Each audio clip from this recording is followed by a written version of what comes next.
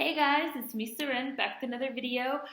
Today's hidden figure is Mary Ann Shadd Cary, who was yet another suggestion by Black Butterfly on her long list of people that she suggested. So thank you again, Black Butterfly. I've used so many of your suggestions. I had never heard of Mary Ann Shadd Cary. I could not find any quotes for her. Yet again, this is someone that is like basically, she became well known in the 1800s. And I haven't been able to find anything. So I'm going to go ahead and just jump right into it. Mary Ann Shadd Cary. She made her mark as the first Black woman publisher in North America and the first woman publisher, period, regardless of race, in Canada. Mrs. Cary was an abolitionist, teacher, activist, and lawyer in her lifetime and established a racially integrated school just across the border from Detroit. Cary was born Mary Ann Shadd on October 9, 1823 in Wilmington, Delaware. She was the eldest of 13 children to her free-born parents. Shadd's father, A.D. Shadd, was a well-known abolitionist and conductor on the Underground Railroad who became Canada's first Black elected official in 1858. The family moved from Delaware to Pennsylvania once it became illegal to educate Black people in their former state, and Cary ultimately returned to the town of Westchester, where she established a school for Black children and did the same in New York as well. When the Fugitive Slave Act of 1850 was enacted, the Shadd family went north to Canada. Cary's racially integrated school was established in Windsor, Ontario, shortly after her arrival. In 1853, Cary's anti-slavery newspaper, the Provincial Freeman, was established. The paper sought to inform African Americans of Canada's opportunities, especially those seeking to escape or those that had recently arrived to the nation. So when she established this anti-slavery newspaper in Canada, the Provincial Freeman, that made her the first woman publisher in Canada. Her brother, Isaac Shadd, ran the newspaper between hosting the meetings for the Harper's Ferry raid at his home, according to some accounts. The newspaper publisher married Thomas F. Cary in 1856. The pair had 2 children, but her husband died a few years after their union. In 1863, at the height of the Civil War, Cary returned to the United States and worked as a recruiting officer for the Union Army in Indiana. Much of Cary's motivation to do so was to stamp out the practice of slavery. In 1883, just 10 years before her death, Cary became the second Black woman to earn a law degree in the United States after graduating from Howard University. She died in Washington, D.C., and her home is a historical landmark and her home in D.C. is a historical landmark and her final resting place. And I was born and raised in Washington, D.C., and I've never heard of this woman. Mary Ann Shadd Cary. Shadd grew up in an abolitionist household, was the eldest child of Abraham Doris Shadd, a prosperous shoemaker and veteran of the War for American Independence, aka he fought in the Revolutionary War.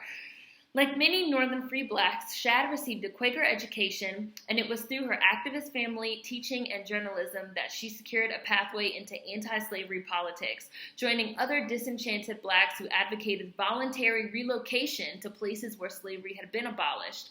Western Canada, now Southern Ontario, became a geographic focal point for many Black nationalist immigrationists, which is really interesting to think about, right? You had this like a wave of free Blacks from free African Americans that voluntarily left and relocated to other places where slavery had been abolished. Fuck this America shit. Bitch, I'm out. Settling in Canada was a symbolic gesture as well as a concrete effort to establish independent, free Black settlements. Shadd herself wrote of the hypocrisy of the United States, which had identified itself as a democracy yet supported slavery. Dissonance, cognitive dissonance. You say one thing, but you do another, you believe another. In Canada, part of the British monarchy, many Blacks found political and economic freedom, and one of the central goals of immigrationists was to establish independent Black farming communities free of white control, which I am getting so into urban agriculture. I really think at some point I'm going to do a video on urban agriculture. I've recommended the channel Revolution of Thought 1 before, but if you have not checked it out, I will include a link to the description box to his channel. It's a really, really cool channel ran by this Black kid that is just super, super, super into urban agriculture and farming, and he had urban farm in his backyard, and he recently moved and he's in a new space. But really fascinating channel, and really interesting stuff. And again, this ties into action, actionable things that we can do to kind of support ourselves and start looking into, kind of existing outside of this infrastructure. During her residence in Chatham, Ontario, Chatham, let me know, Shadd struggled to keep her school afloat. She eventually abandoned teaching and turned to journalism, taking over the Provincial Freeman in Windsor, Ontario in 1853. As the primary editor of the Freeman, Shadd traveled throughout Ontario and parts of the United States in an effort to drum up subscriptions for the fledgling newspaper, and in the process, she wrote essays about her travels, revealing her support for sex and race equality. After the Civil War and the death of her husband, Thomas Cary, Mary Shadd Cary returned to the United States, where she earned a law degree from Howard University. Oh, she died of stomach cancer. She died of stomach cancer in Washington, D.C. in 1893. Wow. Mary Ann Shadd Cary. So the first Black woman publisher, the first Black woman publisher in North America, the first woman publisher in Canada, the second Black woman to receive a law degree. She opened a school for Black children. She advocated for free Black settlements. She advocated for Black farming communities, like an American-Canadian anti-slavery activist, journalist, publisher, teacher, and lawyer. Shadd Cary was an abolitionist who became the first female African-American newspaper editor in North America when she edited the Provincial Freeman in 1853.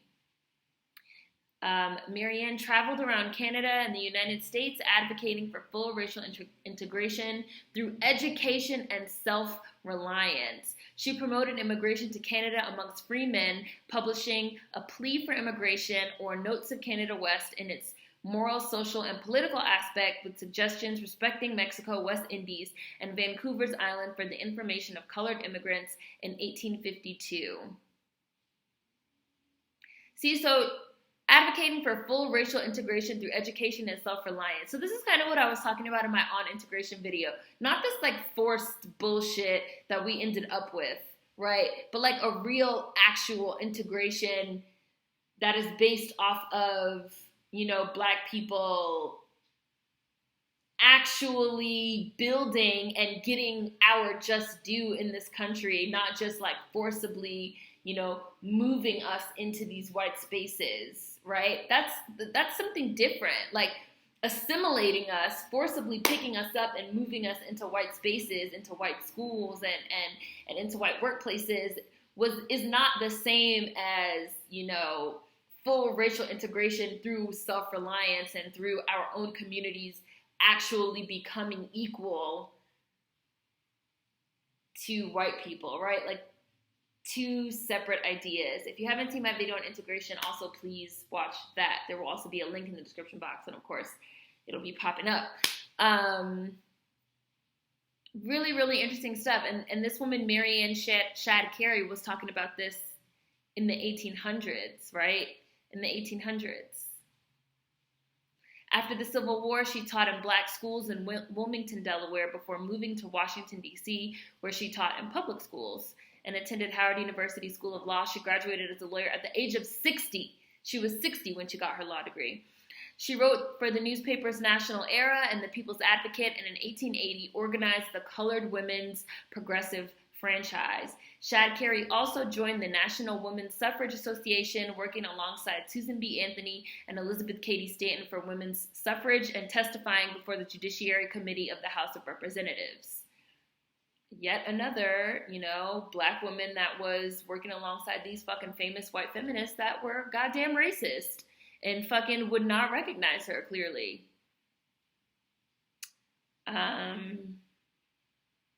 Mary Ann Shadd Cary's former residence in the U Street Corridor was declared a National Historic Landmark in 1976, and in 1987 she was designated a Women's History Month honoree by the National Women's History Project. She was also honored by Canada, being designated a person of national historical significance. Mary Ann Shadd Cary, a hidden figure.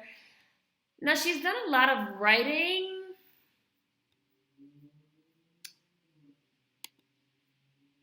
but it's kind of hard to find quotes, right?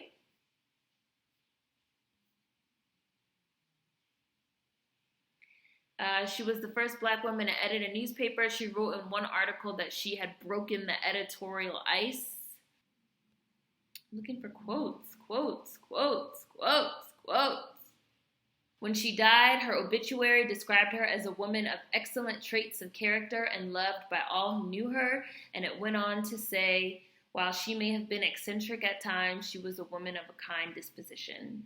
She edited a Canadian newspaper, the Provincial Freeman, for Black refugees who fled to Canada, and she advocated the vote for Black women as race advancement, affiliated with the National Women's Suffrage Association, and developed legal arguments for suffrage under the 14th Amendment, which I am sure all types of white feminists use without fucking crediting her.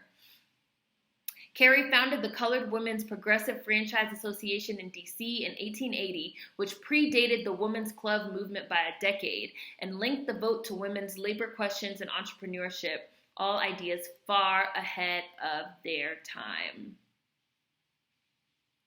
Wow. Like a woman well ahead of her time, that was full of all these thoughts and ideas on the best ways to advance rights for Black people, for women, for Black women specifically, and completely kind of, erased and hidden from view, a hidden figure. So Mary Ann Shadd Cary, that was incredible. I'm going to try, but I can't find any quotes for her, which is just so irritating. But if any of you guys know of any quotes or know any more about her, or have any links to any books or anything like that, please leave links in the comments. Food for thought as always. I will see you guys tomorrow. Thank you again, Black Butterfly, for all of your fucking amazing suggestions. Mary Ann Shadd Cary was a great one. And again, I was born and raised in DC and I had not heard of this woman. And we have to take DC history to even graduate. And I didn't even know that her home was a national landmark in DC. So thank you so much. See you guys tomorrow. Hope you guys are having a great week, having a great Friday. Peace.